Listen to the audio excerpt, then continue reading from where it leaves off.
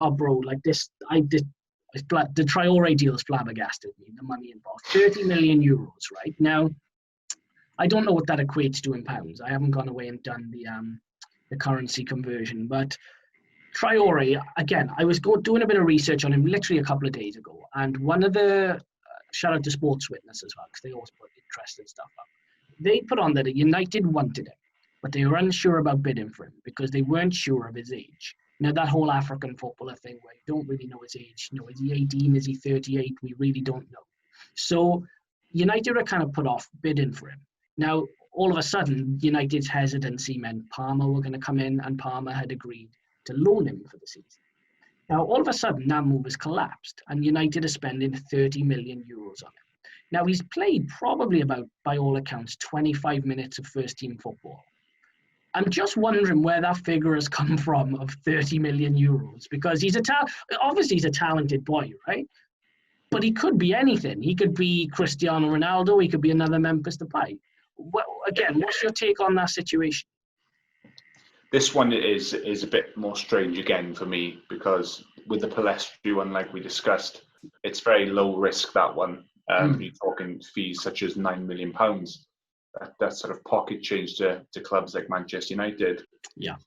We're talking around £30 million, and you say, I don't have the currency sort of exchange rate at hands, but to me, that's probably the middle or higher ends of 20 odd million pounds, that one.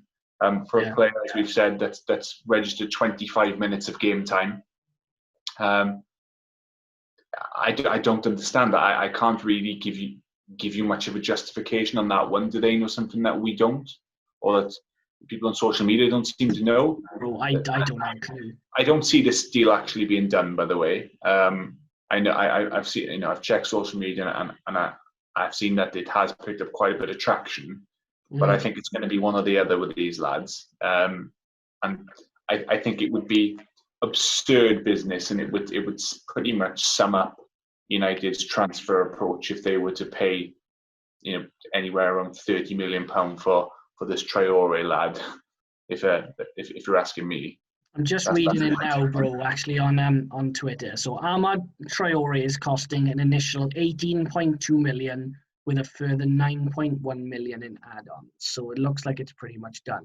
I'm interested to see where United incorporate these players, because they're both wingers, right? So from what I gather, they can both play either side, which, their flexibility will prove to be very beneficial for them as they develop. But again, going back to where you include them, what do you do with a Tahith Chong? All of a sudden, why did you know, if you knew you were getting these two wingers, why are you still in possession of Daniel James? Do you know what I mean? All of a sudden, you've got Chong and James, you've got Mata and Lingard, you've got Rashford and Greenwood, plus you want to incorporate Sancho, then you've got to find somewhere for Mata.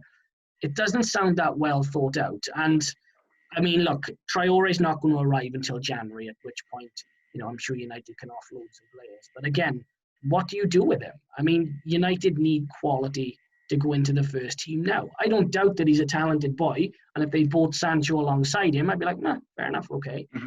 But I just don't understand what you do with the two of them. Like, do you know what I mean? You can't put them in the big games because you can't trust them. I don't know if you can put them in any games right now because you can't trust them. So I think most Manchester United fans would be asking very similar questions.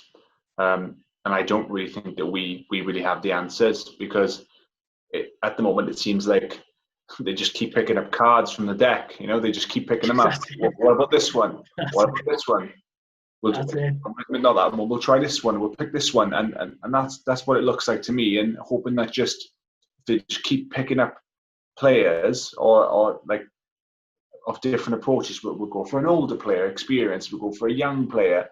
But there's just so much going on that there's no clear plan in place or blueprint of what they want to do with any of these players. I think they're just hoping that something will come off, and it's a bad strategy.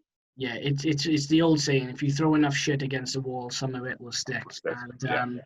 Bro, Palestri, I get. Look, he's been recommended by Diego Forlan. You think 9 million? It's not a bad little punt to take. At the end of the day, you might lose a couple of million on him. You might gain a couple of million on him.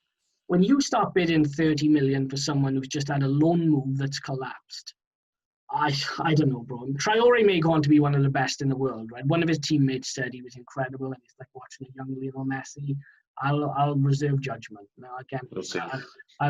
like I've said, I wish him well.